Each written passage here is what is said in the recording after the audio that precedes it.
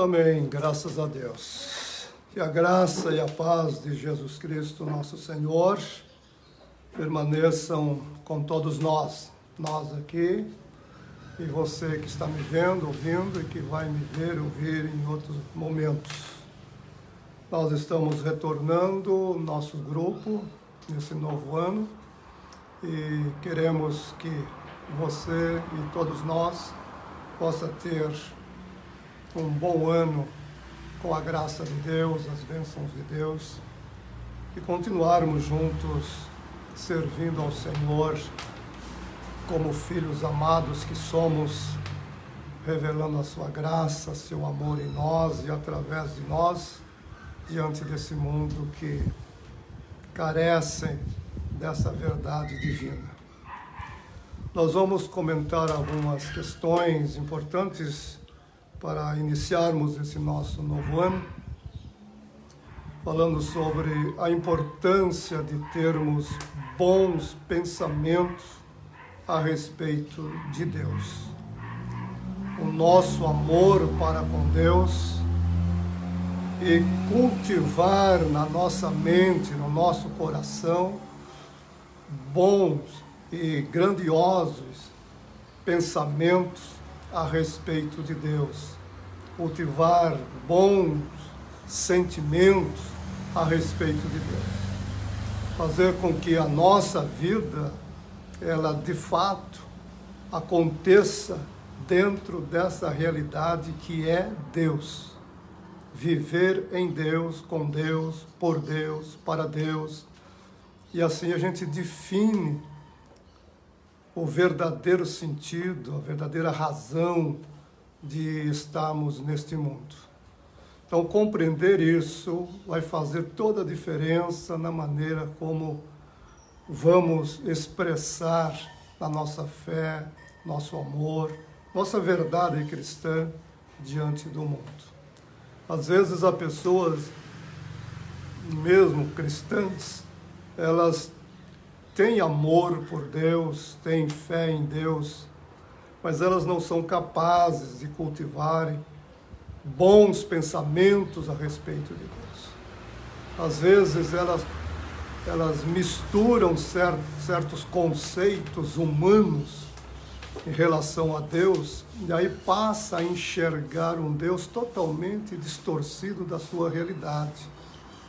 Para muitos, um Deus vingador, um Deus déspota, um Deus tirano, um Deus monstruoso, um Deus que castiga, está sempre pronto a castigar. Enfim, nós sabemos que a religião em si, ela traz todo essa carga sobre os fiéis para que eles vivam debaixo desse medo. Então é uma distorção por parte de muitos daqueles que são responsáveis pela vida com Deus dos cristãos, para que eles vivam debaixo desse temor, desse medo, dessa preocupação, e se tornem mais maleáveis, vamos dizer, à administração deles. Então é muito, muito oportuno para quem lidera uma igreja manter os membros dessa igreja sob um jugo, um fardo de medo, que aí ele domina com muito mais facilidade.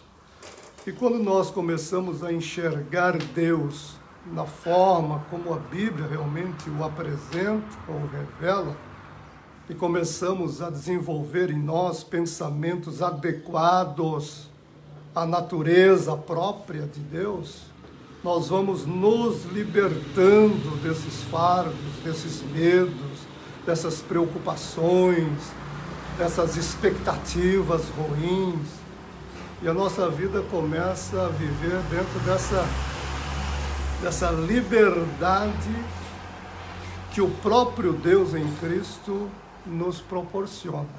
Então, pensar em Deus é pensar na vida, pensar na liberdade, pensar no amor, pensar naquilo que é bom, naquilo que é sempre bom, nunca o contrário. Eu quero tomar, para a gente refletir um pouco sobre isso, um texto do Salmo 18, salmo atribuído a Davi, é um salmo que também se encontra no segundo livro de Samuel, capítulo 22. E aqui nós vamos ler os 3 primeiros versículos, que é para tomarmos de Davi justamente esses pensamentos e esses sentimentos em relação a Deus. Então Davi vai contar da sua vida fugindo de Saul, fugindo pelos montes, pelos desertos, dormindo nas cavernas, sempre preocupado com seus inimigos. E o que o manteve durante anos nessa fuga, nessa vida de deserto, foram os bons pensamentos que ele alimentava em relação a Deus. Ele poderia estar ali amargurado, ressentido, questionando Deus, se Deus o chamou, se Deus o ungiu, se Deus o queria como rei em Israel. Por que passar por tantas dificuldades, tanto isolamento, tanta dor, tanto sofrimento? Mas em vez disso, ele olha para Deus e vê em Deus sempre aquilo que é mais sublime, mais extraordinário para ele. E ele se alimenta disso, e ao se alimentar de Deus e da realidade de Deus, embora algumas distorções próprias do seu tempo, que ainda não tinha toda a revelação de Deus como nós a temos em Cristo, mas mesmo assim ele foi capaz de se manter nessa relação com Deus a partir daquilo que Deus de fato é, e não daquilo que ele supostamente poderia pensar de Deus. Então, no Salmo 18, os 3 primeiros versículos, nos dá uma noção disso. Então, ele começa o Salmo no verso 1, dizendo o seguinte: ó Senhor, como eu o amo, minha fonte de poder. Ó Senhor, como eu o amo, Tu és a minha fonte de poder. No verso 2 ele continua: o Senhor é a minha rocha, o meu rochedo e o meu libertador. O meu Deus é a minha fortaleza, em quem me refugio. E Ele é o meu escudo, e o seu poder é a garantia da minha salvação. Sempre que peço ajuda ao Senhor, Ele me livra dos meus inimigos. Por isso, o Senhor é digno de todo louvor. Veja que beleza de reflexão, que grandeza de espírito, que pureza de fé, embora eu disse no seu tempo ainda com algumas contradições. Mas a definição toda que ele faz para nós aqui da sua relação com Deus, do modo como ele vivia em relação a Deus, está nessas 2 palavras do verso 1. Primeira, Senhor. E a segunda, amo.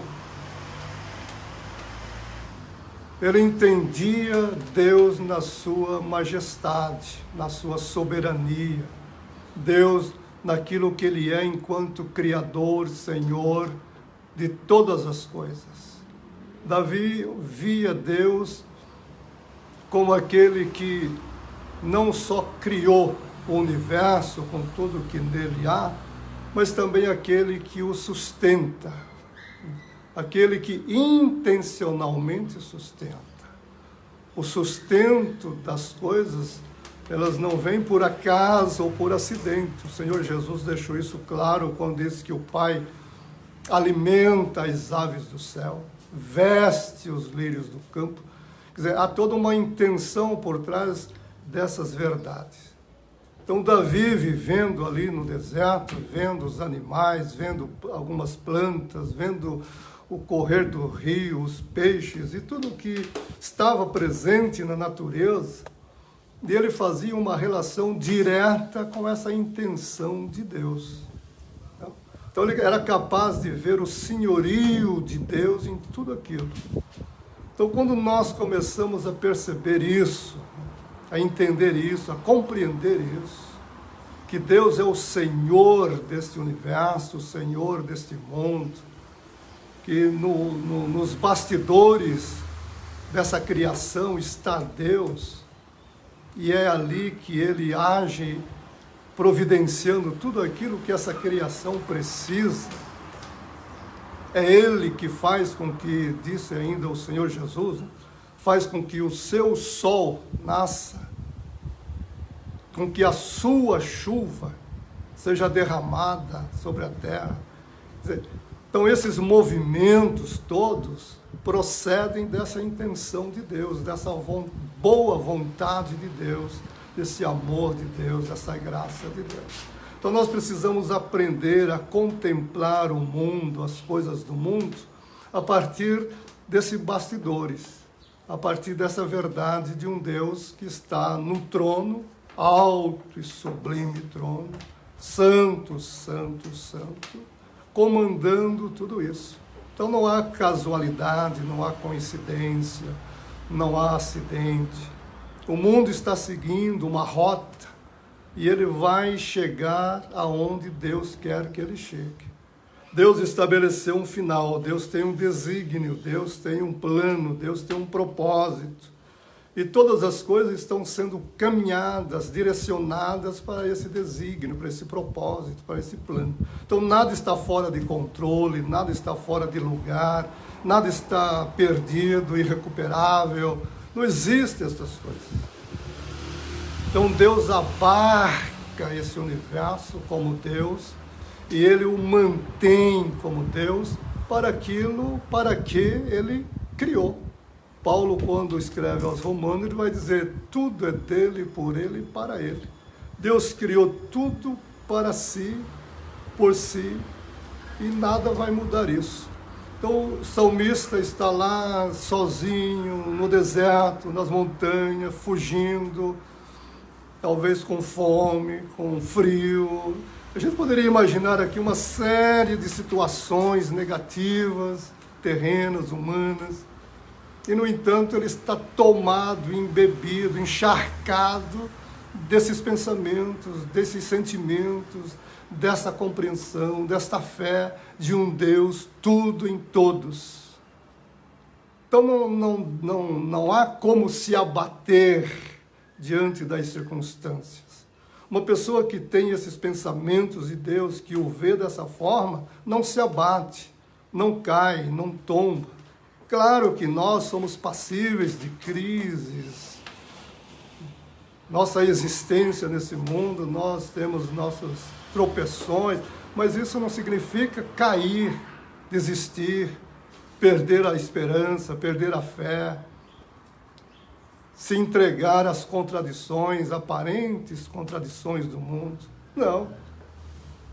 Mesmo nas circunstâncias negativas, quando nos parecerem negativas, nós estamos acima delas porque estamos ligados a esse Deus que é acima de todas as coisas, está acima de todas as coisas. Ele é sobre tudo e sobre todos.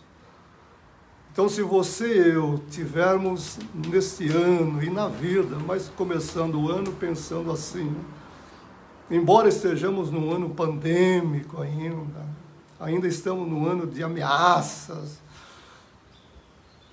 mas se nós estivermos encharcados deste pensamento de Deus, dessa compreensão de Deus, não haverá medo, não haverá pânico, não haverá preocupação, não haverá nada disso. Nós sairemos vencedores em Deus em todas e qualquer circunstância. Então é um ano bom para nós, é um ano de bênção para nós, porque nós estamos num Deus que está acima de todas as circunstâncias. Então pense assim de Deus. Não deixe que ninguém roube de você esses pensamentos grandiosos, de Deus. Não apequene Deus na sua vida, no seu pensamento, nas suas ideias, nas suas imaginações. Não olhe para Deus como um ser que está sentado num trono esperando que você leve para Ele coisas o tempo todo. Que você leve dinheiro, que você leve obras, que você leve o mundo para Ele. No Salmo 50, diante desse equívoco de alguns judeus, o próprio Deus disse: vocês acham que eu me alimento de carne? Vocês acham que eu estou aqui esperando que vocês façam um churrasco para mim? Então, tudo que existe é meu. Se eu tivesse fome, eu pegaria qualquer... Ora, essa ideia de um Deus que precisa de coisa é muito negativa para a vida da gente. A pequena a fé e o modo como a gente vive. Então Deus não precisa de coisa alguma. É Ele que dá tudo a todos. O que nós precisamos fazer no nosso viver diário é adorá-lo. É adorá-lo. Buscar essa comunhão íntima com Ele e nessa comunhão íntima com Ele viver. É isso que Ele quer de nós. Porque quanto mais íntimo dEle, mais abençoados. Não no sentido de sermos abençoados, porque isso já somos. Mas no sentido de percebermos que somos abençoados. Compreendermos que já somos abençoados e externalizarmos isso nos nossos atos, nas nossas conversas, nas nossas ações. Então, aqueles que se compreendem em Deus, em comunhão com Deus, abençoados por Deus, salvos em Cristo, enriquecidos pelo Espírito Santo, só lhe resta uma coisa: manifestar isso na vida com alegria, com gratidão e com amor acima de tudo. Então o salmista faz isso, ele olha para o céu e ele vê quem? Um Senhor, mas não é um Senhor tirano, um Senhor déspota, um Senhor que está lá com um chicote ou uma espada, um Senhor que está escravizando, explorando as pessoas, pressionando, oprimindo com o seu poder de Deus. Uma das coisas negativas dentro do cristianismo, principalmente dentro do movimento pentecostal, é essa ideia de buscar poder de Deus. As pessoas querem ser poderosas para mandar, poderosas para impor, poderosas para oprimir, achando que Deus poderoso é isso. Deus quer que o busquemos nessa relação para sermos livres, para não termos sobre nós nenhum peso, nenhum jugo.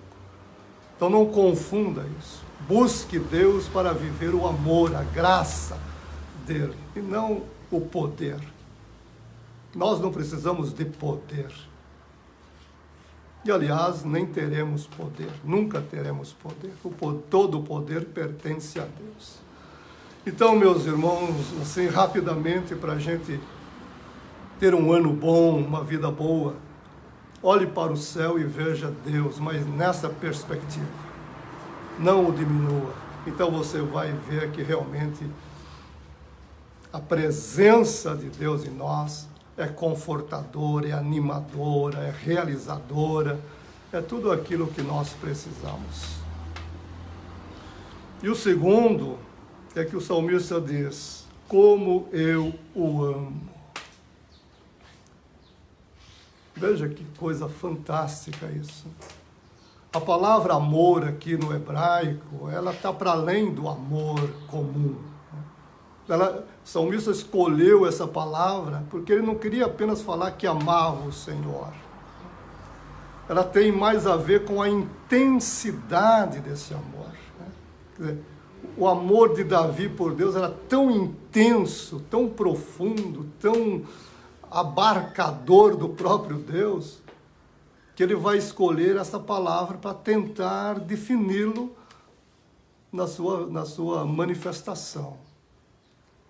Então, quando nós dizemos que amamos a Deus, às vezes nós nos confundimos de tal modo que dizer eu amo a Deus, eu amo o café, tem um cafezinho bom que a Helena fez aqui, eu amo chocolate, eu amo... Quer dizer, a gente amar a Deus e amar um cachorro, um gato, parece que não tem diferença. O salmista vai escolher uma palavra que, quando você diz eu amo, ela tem que ser para aquele objeto específico. Eu amo a Deus. Esse amo, ele não pode ser aplicado a outra coisa, a mais ninguém, a mais nada. É um amor único em direção àquele que é único, digno dele. Então o salmista sabia entender Deus nessa singularidade. Aquele único que precisava dessa definição única de amor para tentar expressar mais ou menos, pobremente, né? Porque é impossível a gente chegar lá. Aquilo que ele alimentava no seu coração em relação a Deus. Então ele não tinha mágoa de Deus, né? Ele não tinha ressentimento de Deus, volto a dizer isso. Às vezes, cristãos mesmo estão cheios de ressentimentos contra Deus. Nós já ouvimos muitas vezes, eu ouvi, creio que você, nós aqui ouvimos também, muitas pessoas na psicologia cristã, isso aparece, que nós precisamos perdoar Deus. Olha que coisa absurda, né? Perdoar Deus, embora a gente entenda os efeitos psicológicos, talvez disso, mas é muito mais maléfico do que benéfico. A nossa compreensão de Deus nunca deve trazê-lo a esse nível, porque quando nós o trazemos a esse nível, ele se tornou inferior a nós.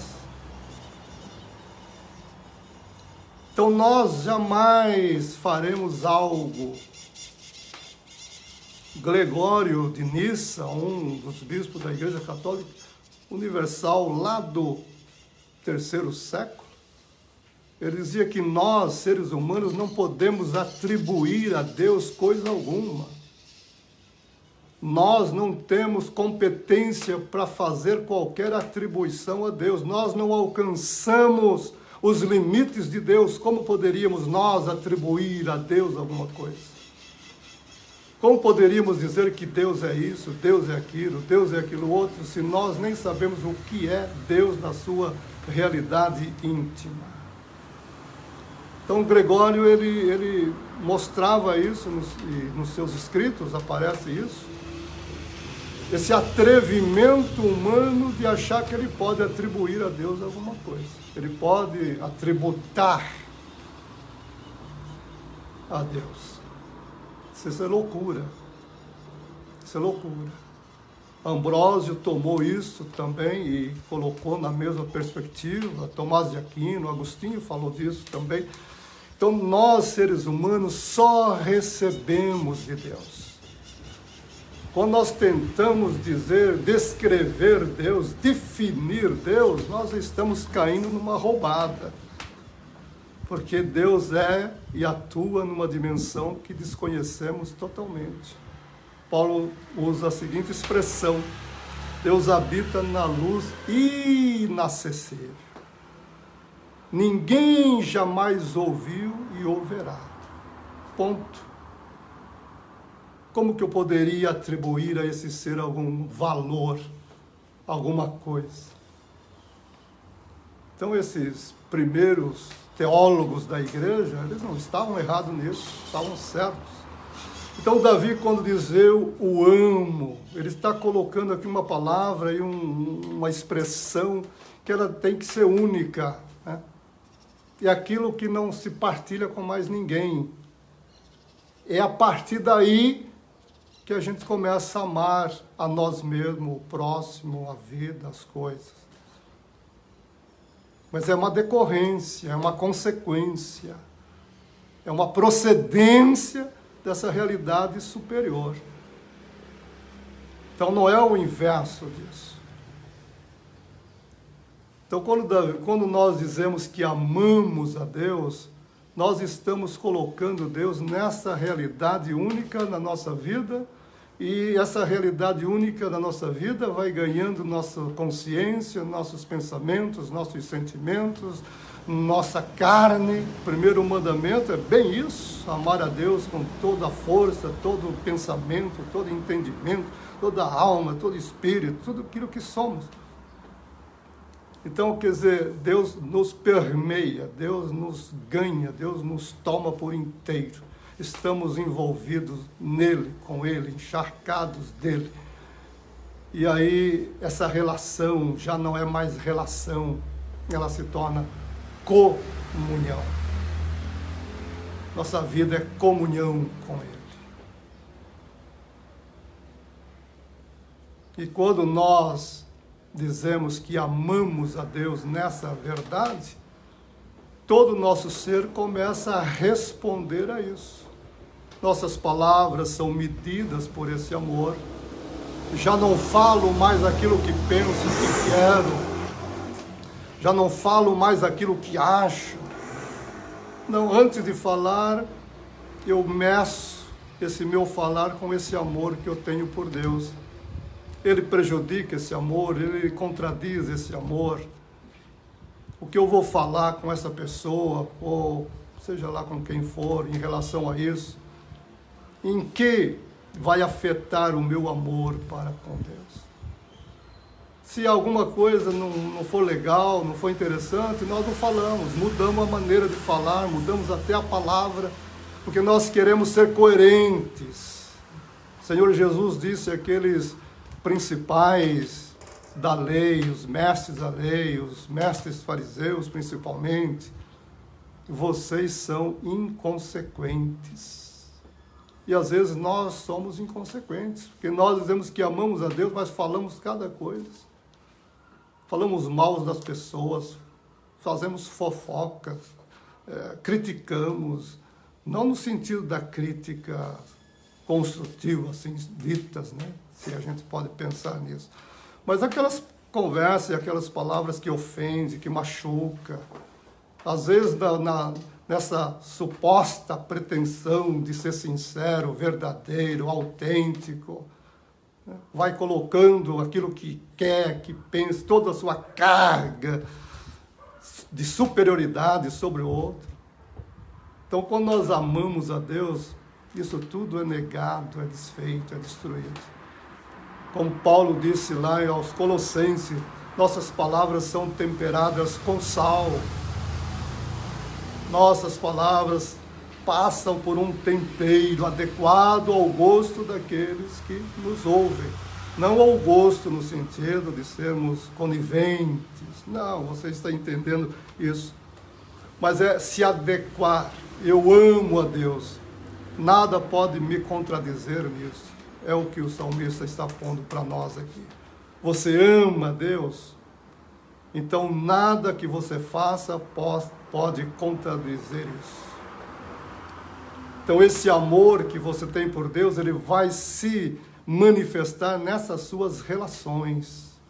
Relações com você mesmo, no cuidado com você mesmo, na relação com o seu outro, com o seu próximo, na família, na igreja, no trabalho, onde estiver.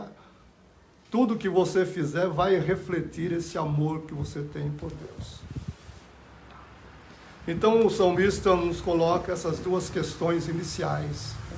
Primeiro, essa compreensão de quem é Deus no seu senhorio, no seu trono, criador, sustentador e alimentador de tudo que existe. Segundo, o seu amor por ele, que define o modo como ele vive. Então, quando isso nos ganha, nós começamos a olhar para Deus e viver de modo adequado. E terceira palavra nesse primeiro versículo que o salmista deixa para nós, essa confissão ou declaração que ele faz em relação a Deus, o Deus do qual ele está falando. Minha fonte de poder. Minha fonte de poder. Aqui o poder não é poder para mandar. Aqui é o poder para ser o que realmente deve ser. Então Deus é a nossa fonte de poder. Todo o nosso poder para existirmos, para vivermos, para nos relacionarmos bem, para amarmos, para produzirmos frutos dignos, vem de Deus. Então, o poder para fazer o que é bom, fazer as coisas que devem ser feitas. Deus é essa fonte. É nela que nós bebemos. É dela que nós nos alimentamos. Então, nesses dias maus, nesses dias difíceis, cabe-nos essa pergunta: de que fonte estamos nos alimentando? De que fonte estamos bebendo? Você vai para a internet, principalmente a internet, o YouTube, Facebook e outros lugares, tem muita gente pregando, ensinando, falando de Deus. E aí a pergunta: de qual fonte você está se alimentando? Será que essa pessoa que está falando de Deus, de fato, ela vive essa relação? Ou é alguém que está tomando Deus para se promover, para lucrar? Será que é alguém que não tem essa convivência e essa vivência com Deus? Então é preciso prudência. Paulo diz que o apóstolo diz que nós precisamos andar com sabedoria e com prudência. Então não é ir para a internet beber de todas as fontes que aparecem ali como sendo água da vida, água de Deus. Paulo ainda nos ensina mais isso. Temos que examinar tudo e reter só aquilo que é bom. Esse critério deve estar na nossa vida todo dia, todo tempo. Qualquer programa na internet, na televisão que você assistir, qualquer pregação, qualquer ensino bíblico, você tem que examinar, você tem que ter critérios para tomar aquilo que é bom, que é útil. Então, essas são verdades que nós precisamos ter conosco. Beber de Deus, se alimentar de Deus. E o Senhor Jesus nos dá um conselho, eu vou chamar de conselho, que é fantástico para isso. Sabe o que você deve fazer? Entra no teu quarto e ali a sós com essa fonte, beba dela.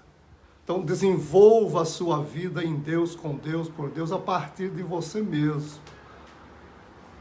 Então não seja alguém dependente o tempo todo de outros que te falem, que te dê, que te ensine, que te exorte, que te puxe a orelha. Não, seja você independente, livre em Deus. Tenha um quarto reservado no seu interior para você e Deus, todos os dias, para você beber, beber, beber. E aí você não terá dependência. Você pode ouvir tudo, ver tudo, mas nada vai substituir a fonte real dentro de você. Então o salmista nos dá essas três questões fantásticas. O senhorio de Deus nessa perspectiva universal, global e globalizante na sua forma de ser e de agir. Um amor que é devido apenas a Deus, e a partir desse amor é que as coisas todas acontecem na vida. E terceiro, Deus, essa fonte da qual nós bebemos todos os dias.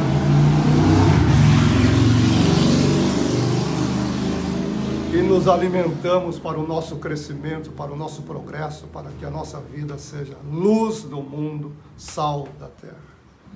Não vou comentar mais, só apenas ler o verso 2, ele diz: Senhor é a minha rocha. Claro que ele está fazendo relação das rochas nas quais ele se escondia, dos perigos, se firmava. Então ele vai relacionando as ideias que ele pode ter de Deus nessa perspectiva das coisas palpáveis, visíveis do seu dia a dia. Ele toma esse contexto diário e começa a relacioná-lo com aquilo que Deus é, fazendo essa metáfora que para ele tinha todo sentido e que deve ter sentido para nós também. Minha rocha, meu rochedo, meu libertador. Essa é uma expressão muito boa que deveríamos buscar, conversar sobre ela há mais tempo. Deus é o nosso libertador. Somos libertos de Deus. Somos libertos de Deus. Paulo escreve isso aos Gálatas: vocês são libertos de Deus. Não se deixe escravizar por ninguém e por coisa alguma. Os Gálatas que haviam recebido o Evangelho, depois por circunstâncias que não convém agora, se tornaram escravos daqueles que queriam dominá-los. um pretexto de autoridade espiritual, conhecimento, etc. Paulo diz, vocês são tolos. Paulo usa essa expressão várias vezes em Gálatas, vocês são tolos, vocês são imbecis. Paulo gostava da palavra imbecil.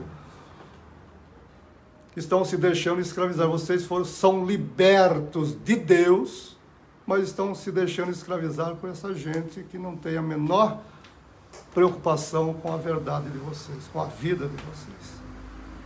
Então nós somos libertos de Deus. Martim Lutero, quando estava dando aula sobre Gálatas, e quando ele leu esse versículo, estava explicando esse versículo aos alunos, e ele entendeu o sentido de ser liberto de Deus, veja, liberto de Deus.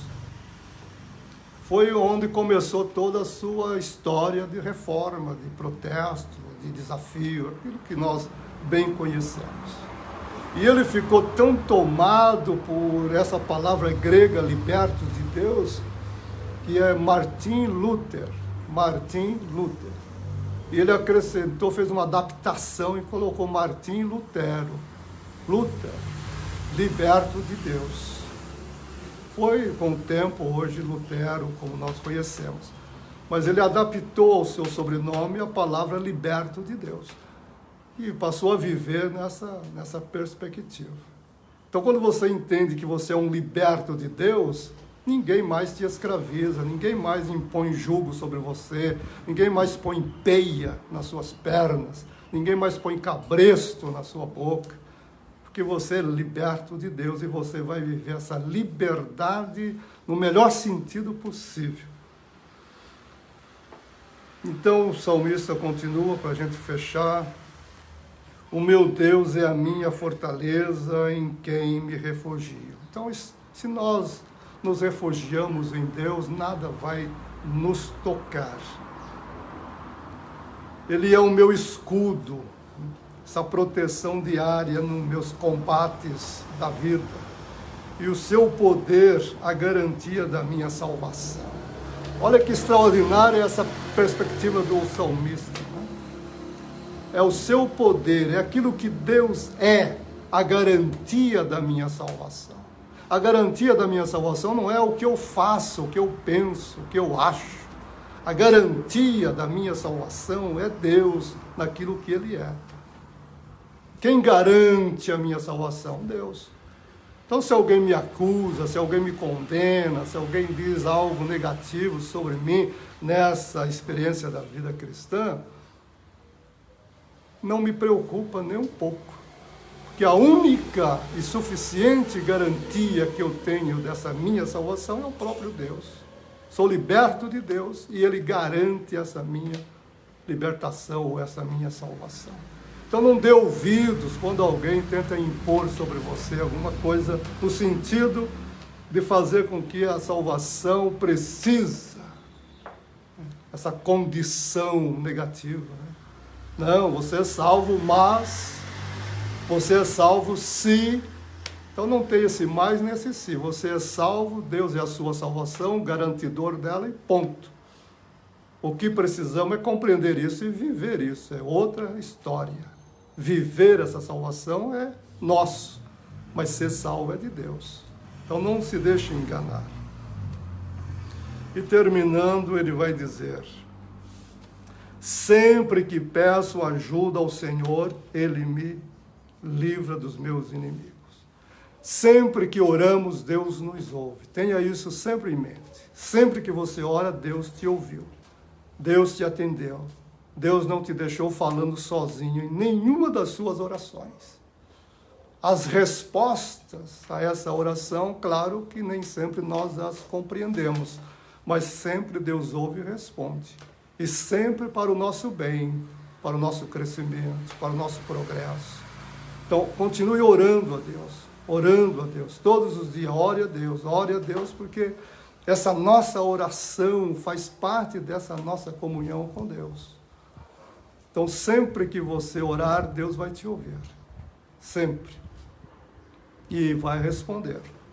Talvez nós oramos pedindo A, mas Deus quer que recebamos B, e aí já é parte da compreensão da vida com Deus. E ele termina dizendo: por isso o Senhor é digno de todo louvor. Tendo tudo isso na mente, o que vai produzir em nós é esse louvor. O que será produzido na nossa vida é esse louvor. Então nós passaremos a ser esse louvor ambulante de Deus. Aonde você estiver, você vai ser um louvor a Deus. Não é aquele louvor da igreja, do templo, onde ergue a mão, bate palma, canta, pula, dança. Isso não é o louvor a Deus. O louvor a Deus é aquilo que você é na vida concreta, em casa, no trabalho, na rua, no mercado, nos negócios. Aí está o louvor de Deus. Jesus diz: para que vejam as boas obras de vocês e glorifiquem a Deus, o Pai que está no céu. Então, se você canta na igreja, pula na igreja, dança na igreja, grita na igreja, mas na vida concreta não há louvor, nós vamos cair naquilo que o profeta Isaías descreve no primeiro capítulo do seu livro. Deus vai olhar para nós e vai dizer: isso aí está me dando náuseas. Esse culto de vocês, essa gritaria, esse bate-palma, está me dando náusea, porque não está acompanhado de vida. Então, Cristo em nós, vivendo em nós, se expressando em nós, esse é o louvor a Deus. Senhor, Tu és digno de louvor, não é aleluia, glória a Deus, não. Tu és digno de louvor no sentido da vida acontecendo como louvor a Deus. Quem vê você, louva a Deus. Bem, se nós entendermos isso, claro que nós vamos ter uma vida cristã maravilhosa. Não significa que não passaremos por perrengues, por momentos difíceis, por circunstâncias negativas, mas nada disso vai diminuir a realidade da força de Deus em nós, do poder de Deus em nós. Então, meus queridos irmãos que estão me vendo, ouvindo, nossos queridos aqui, que esse novo ano nosso, essa nova trajetória nossa, seja nessa visão, nessa compreensão de Deus, de nós mesmos e da vida. Com certeza, eu digo com certeza, seremos bem-aventurados, não só aqui, mas depois também. Deus nos abençoe e nos guarde em o nome do Senhor Jesus. Amém e amém.